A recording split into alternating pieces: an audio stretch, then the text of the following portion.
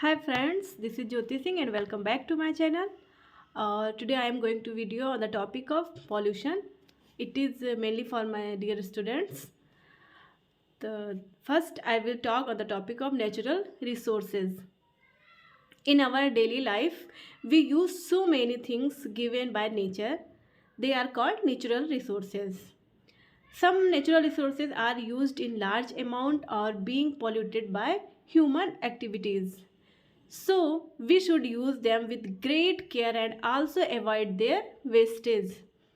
The some natural resources name is petroleum, water, air, sun, vegetables oil, and woods, coal also.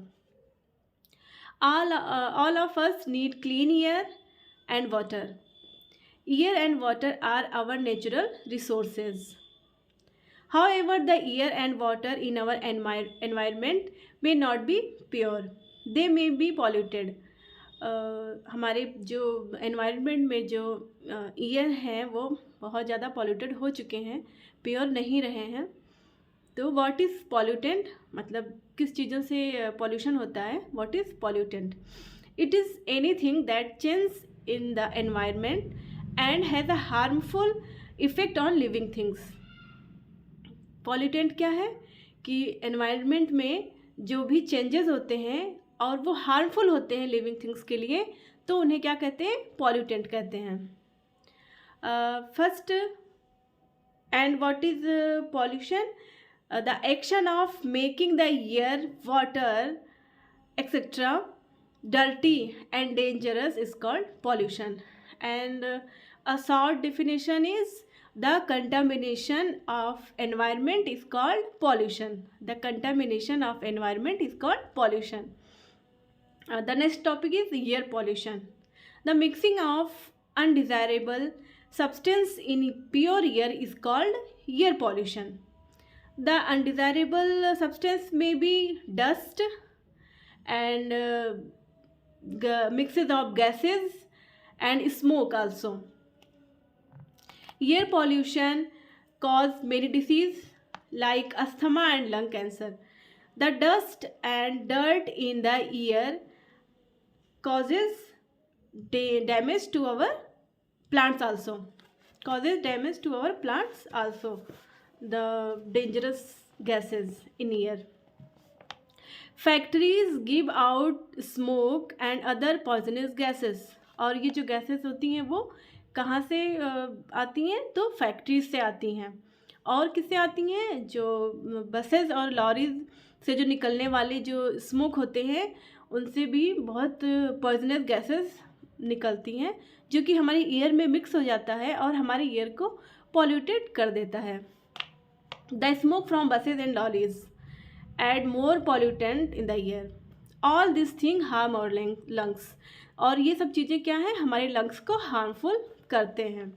Have you seen car getting a pollution check at petrol pump?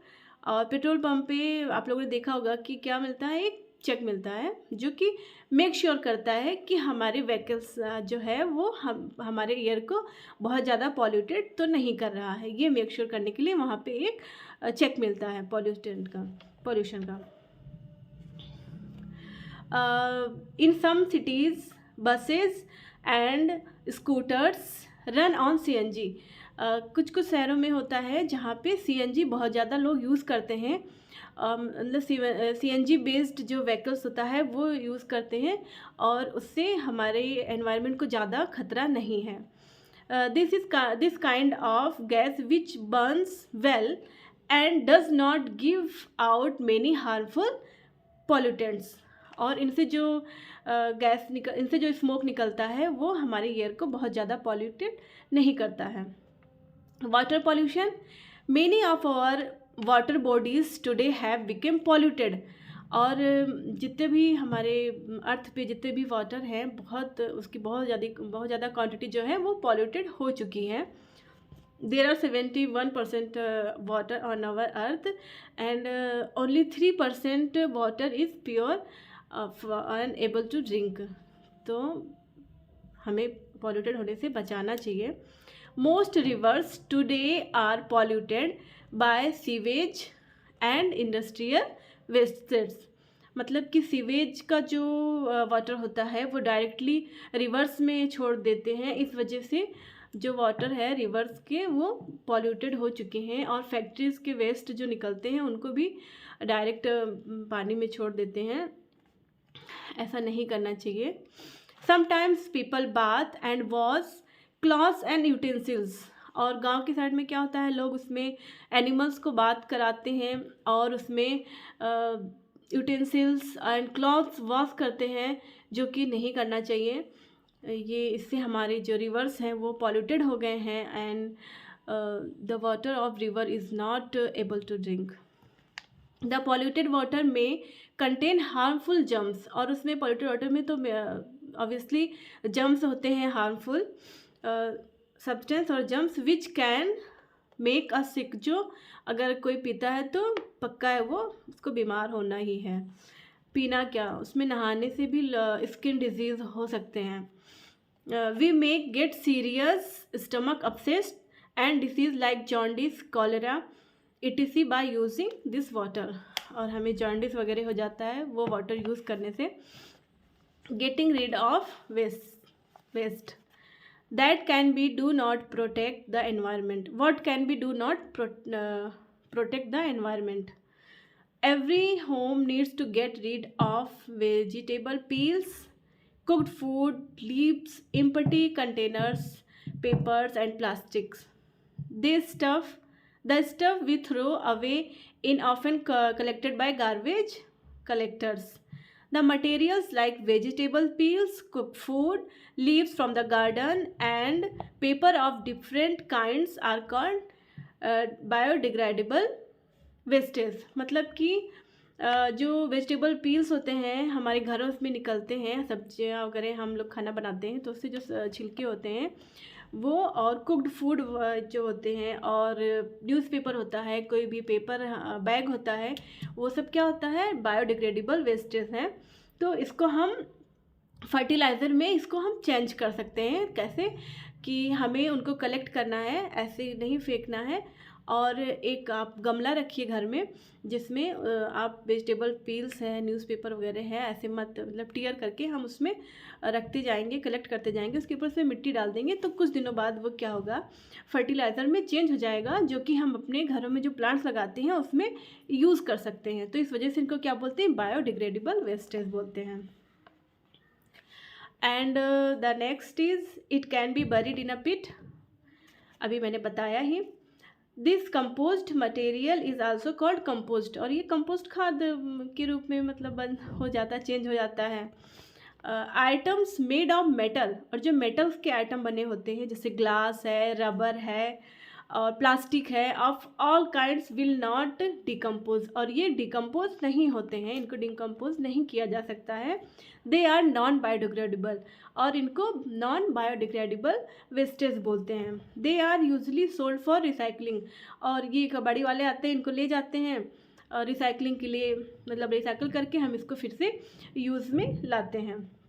Metals can be melted. और metals जो होते हैं वो तो melt हो जाते हैं। Clean and made again into other useful object. और फिर से उनका यूज़फुल ऑब्जेक्ट उनसे बन जाता है। Some type of glass can also be melted. और कुछ ग्लास भी होते हैं जो आल्सो मेल्ट करके हम उनको रिसाइकल करके फिर से यूज़ कर सकते हैं। Plastic do not usually decompose if they are buried in pit. They remain as they are many years. मतलब प्लास्टिक होता है वो डिकम्पोज नहीं होता है, उसको अगर हम मिट्टी में दबाते हैं, कहीं फेंक देते हैं तो वो बहुत सालों तक वो वैसे का वैसे ही बना रहता है, वो डिकम्पोज नहीं होता है और ख़राब भी नहीं होता प्लास्टिक। इस वजह से प्लास्टिक बिल्कुल भी यूज़ नहीं होना चाहिए। हमारी सरकार ने, हमारी गवर्नमेंट ने बहुत बार प्लास्टिक बैन किया है, but can not be success. Creative people use many kinds of throw away materials to make useful object. However, only a very small part of the material we throw away is reused like this. More often, it forms enormous heaps of garbage collected and piled up just outside the cities. Getting rid of it is an environments problem. और cities के बाहर देखते हैं हम कि बहुत ढेर लग जाता है, कलेक्ट होते होते होते होते गार्बेज एक हीप बन जाता है बहुत बड़ा। तो ये बहुत बड़ी समस्या है, इससे बचने के लिए कुछ तो उपाय निकालना चाहिए। देखते हैं आगे चल के शायद कुछ कर पाऊँ। पॉल्यूशन फ्री अर्थ, पॉल्यूशन फ्री अर्थ कैसे बनाना है, तो कुछ पॉइंट्स हैं मैं बताती हूँ। We can keep our earth clean and pollution free by following some useful tips.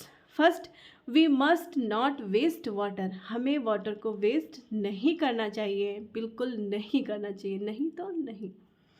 We should conserve energy in our home, और एनर्जी को कंजर्व करना चाहिए। We must plant tree to reduce air pollution. We must recycle newspaper and gift bag by reusing them. Always dispose waste material in dustbin carefully. And the last topic is smoking can seriously damage health. Thus, ask your elders not to smoke. तो ये कुछ topics थे pollution के जिसमें मैंने बात किया है।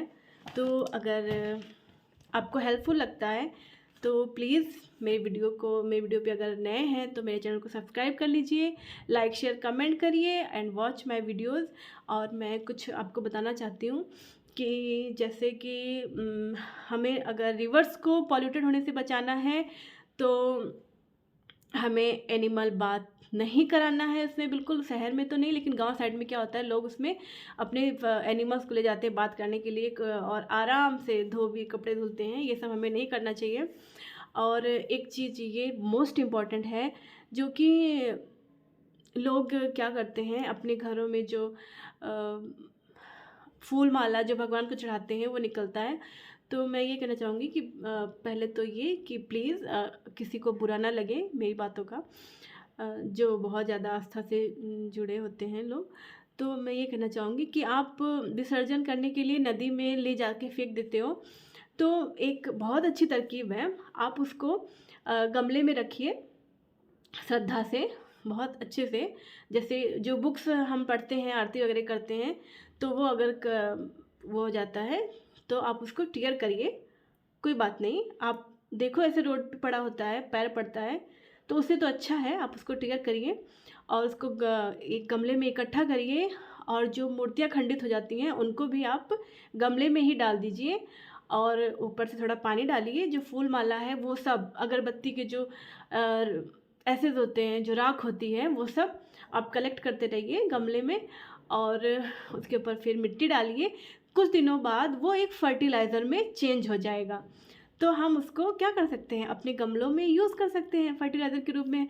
तो ये मतलब ऐसे नदियों में मत फेंकिए क्योंकि एक तो आप गंगा जी बोलते हो, पूजा करते हो और बड़े श्रद्धा से जाके उसमें सब फेंक देते हो कि हम तो विसर्जित कर रहे हैं।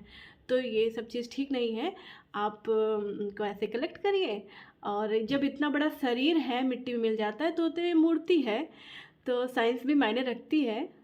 तो आप लोग ऐसे करिए, ये बहुत अच्छी बात है। आप उसको फर्टिलाइज़र के रूप में यूज़ कर लेंगे बाद में। और जो अभी मैंने बताया भी कि वेजिटेबल पील्स होते हैं उनको भी आप ऐसे ही अलग उसमें रखिए। जो ये कुक्ड फूड होते हैं उनको अगर आप बच जाते हैं तो गाय वगैरह को दे पाओ तो दे दो अच्छे से, और अगर नहीं तो उनको भी ऐसे इकट्ठा करो, ऊपर से मिट्टी डाल दो। तो क्या होगा, उसमें जम्स हो जाएंगे और वो जम्स जो है ना मिट्टी को जैसे केचुआ बोलते हैं ना किसान का मित्र, वो क्या करता है, किसान का मित्र क्यों बोलते हैं, इसीलिए बोलते हैं ताकि वो मिट्टी को ना एकदम उसमें ऑक्सीजन मिट्टी में भर जाता है, उनकी जो प्रोसेस होती है उस वजह से। तो वो जो जम्स होते हैं ना वो हार्मफुल होते हैं लेकिन मिट्टी के लिए बहुत अच्छे होते हैं, तो इसीलिए भगवान ने बनाया ही है। तो उनका अगर एक भी चीज़ उन्होंने बनाया ना तो उसका बहुत बड़ा मतलब है। तो वो जम्स मिट्टी को फर्टिलाइज़ कर देते हैं और वो हमारे प्लांट्स के लिए यूज़फुल होता है। तो आप ऐसे करिए और फूल मालाएँ भी ऐसे ही करिए। पहली बात तो मेरा ये मानना है कि फूल लगा है पेड़ पे तो उसे क्यों तोड़ना। हमें ऐसे कोई तोड़ दे तो तोड़िए ही मत, मेरा तो ये मानना है। लेकिन ठीक है, बहुत सदियों से चला आ रहा है तो उसको ऐसे चेंज नहीं कर सकते हैं। अपना अपना अपनी अपनी सोच है, अपनी अपनी श्रद्धा है, आस्था है। भगवान तो हर जगह हैं। भगवान बस यही चाहते हैं कि हाँ, आप सब लोग एक दूसरे की मदद करिए, एक दूसरे का हेल्प करिए। पता नहीं किस भेष में आ जाए परमात्मा हमारी परीक्षा लेने, तो कभी किसी को हर्ट मत करिए।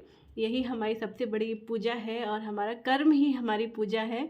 कर्म करते रहिए, बड़ों की सेवा करते रहिए, तो इससे बढ़कर और कुछ नहीं है इस दुनिया में। तो इसी तरीके से हम अपने जो एनवायरनमेंट है उनको पॉल्यूटेड होने से बचा सकते हैं। और एक बात ये है, plantation, tree plantation must important. तो अपने बर्थडे पे आप एक बिल्कुल माइंड मेकअप रखिए कि अपने बर्थडे पे आपको एक प्लांट ज़रूर लगाना है। और ये मतलब कोई ऐसा नहीं है कि हाँ, हम वैसे इतने पैसे खर्च कर देते हैं सब लोग, इतना डेकोरेशन करते हैं, तो इन सब चीज़ों का क्या फ़ायदा है, दिखावापन। तो ये सब मत करिए, प्लांट लगाइए, अच्छा काम करिए। और ये हमारे एयर को प्यूरीफाई करेगा, ये हमें ऑक्सीजन देगा, मतलब हम एक जीवन प्राण वायु जो बोलते हैं ऑक्सीजन, वो रहेगा, हमको तो मिलेगा ही, प्लस हमारी आने वाली पीढ़ी को भी इससे फ़ायदा होगा। फल लगेंगे, फल मिलेंगे और ऑक्सीजन मिलेगा, मतलब फ़ायदा ही फ़ायदा है। और अगर आप पार्टी में बहुत सारी लाइटें लगाते हो तो उससे क्या होगा, एनर्जी वेस्ट होगी हमारी, मतलब एनर्जी सीमित है ना सब चीज़।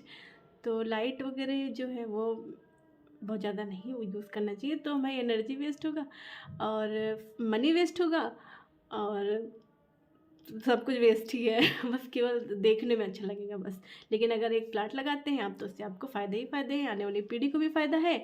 तो आप प्लीज़ अपने बर्थडे पे एक प्लांट लगाइए। और हाँ, रिवर्स में एनिमल्स को बाथिंग मत कराइए, गाँव वालों से प्लीज़ मेरी रिक्वेस्ट है। और जैसे तैसे हम अपने एनवायरनमेंट को पॉल्यूटेड होने से बचा सकते हैं। मतलब एक छोटा सा प्रयास आप स्टार्ट करिए, देखिए चेंजिंग आएगी ही। तो thanks to watching my videos, thank you, bye bye, take care and like and share my video, subscribe my channel please.